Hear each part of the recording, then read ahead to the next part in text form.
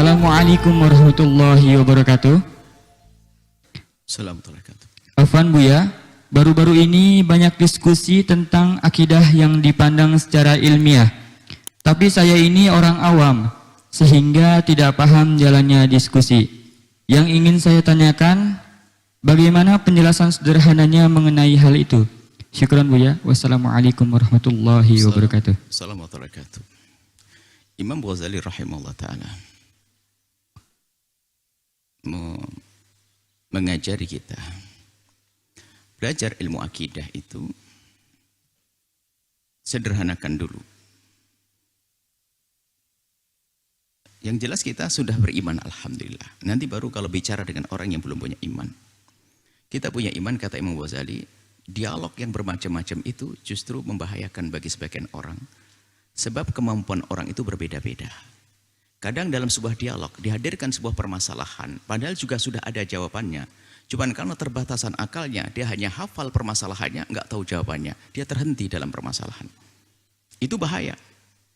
Sehingga Imam Ghazali dalam catatan beliau masalah akidah, dianjurkan bagi kita, orang-orang awam ini, memperbanyak zikir. Ala bidzikrillahi tatmainnul qulub. Bukan hanya banyak dialog.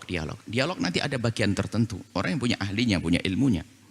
Dan begitulah yang diajarkan ulama kita dengan sederhana sekali mempelajari ilmu akidah. Membanyak zikir, membaca Al-Quran. Kemudian kalau belum belajar akidah, lihat. Dirinci dengan gampang mempelajari sifat-sifat Allah. Itu saja. Jangan Anda masuk wilayah dialog. Itu tadi betul, jangan-jangan kita dalam sebuah dialog, permasalahan, disebutkan permasalahan sama jawabannya sebetulnya, cuman kita lemah atau kita kurang konsen, berhenti kepada permasalahan, nggak ketemu jawabannya, sampai tidur, dia pusing. Padahal sudah ada jawabannya, tinggal mundur sedikit lagi dalam bacaannya. Tinggal maju sedikit. Maka belajar akidah sangat sederhana. Dan para ulama kita sudah menyederhanakan. Baru nanti setelah ada kemampuan sebagian orang untuk belajar lebih detail lagi, memang di sana ada filosof yang sesat, ada pemikiran-pemikiran yang sesat. Maka orang-orang yang punya kecerdasan lebih wajib mempelajari ilmu itu untuk membela akidah kita. Tapi bagi kebanyakan manusia adalah disederhanakan. Membaca zikir, membaca Al-Quran sebanyak-banyaknya. Kemudian kalau belajar akidah sederhana. Seperti dihadirkan ulama kita. Memahami sifat 20. Sifat-sifat Allah yang 20. Allah wujud, kita mbakok dan seterusnya. Kemudian mengenal sifat-sifat Nabi. Dengan tenang, nggak perlu dialog panjang itu. Kita percaya Allah Maha Ada. Allah Maha Dahulu. Allah tidak punya akhir, batas akhir, tidak ada masa keberakhiran keberadaannya. Kemudian Allah yang berbeda dengan makhluknya. Itu dijelaskan dengan sederhana. Berbeda dengan makhluknya dan seterusnya. Kemudian setelah itu sampai mengenal sifat-sifat Nabi. Kita harus yakin Nabi itu seperti itu. Memberi muqaddimah agar kita setelah itu mudah percaya dengan yang dibawa Nabi, Al-Quran dan hadis Nabi. Itu sederhana sekali. Maka kalau orang awam dibawa ke dialog yang panjang dan lebar, bisa saja malah hilang mereka. Dan para ulama kita lihat, indahnya ulama kita kadang memberikan kepada kita ilmu akidah, kita sudah bisa menghafal dan bisa merasakan, belum diajak dialog. Kami menghafal sifat 20 di musola sebelum ngerti artinya. Di musola-musola kecil yang sangat sederhana.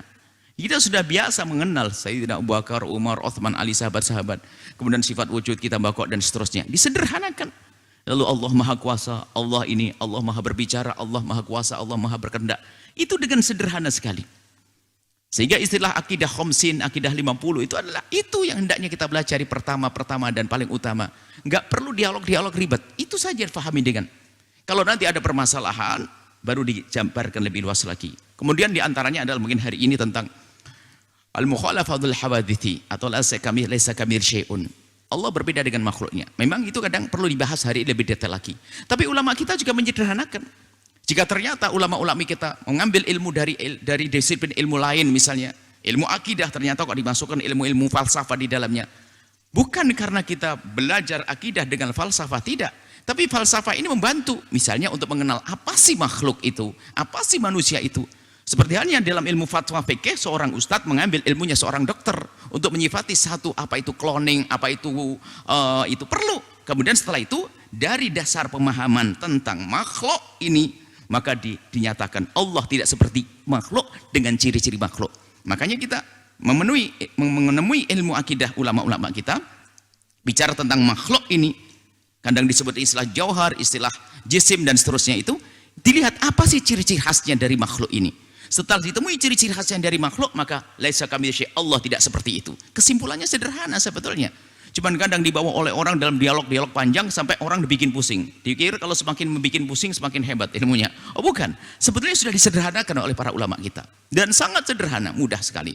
Kalau kita menemukan dialog-dialog berat, dialognya Baqillani, dialognya imam-imam besar itu adalah kalangan orang-orang cerdas di saat menghadapi tantangan kesesatan filosof. Mereka filosof juga, tapi filosof ada yang filosof terbimbing benar, ada filosof yang tidak terbimbing. Maka ada ahlinya. Maka belajar falsafah juga penting. Karena falsafah untuk memahami sesuatu dengan detail sedetail-detailnya. Jika itu falsafah bicara tentang makhluk, maka bicara tentang makhluk itu kayak apa? Baru nanti dijajarkan dengan laisa kamitslihi Allah tidak seperti itu. Tidak salah.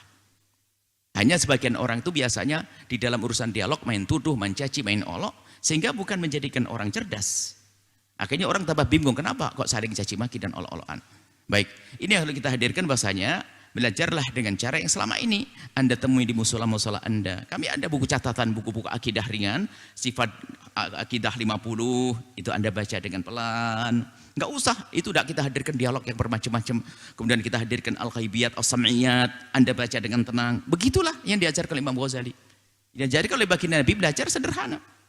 Baru dialog-dialog panjang lebar itu adalah dipersiapkan untuk berhadapan dengan orang yang salah dalam pemikirannya karena telah berinteraksi dengan pemikiran-pemikiran lain, agama-agama lain. Kalau kita normal di kampung, tidak perlu memahami yang ribet-ribet, nggak perlu. Nah kadang-kadang ini permasalahannya apa? Dialog yang seharusnya diperdengarkan kepada orang-orang yang memang menekuni dunia itu diperdengarkan oleh orang awam, tambah bingung orang awam. Itu ustadz ini debat.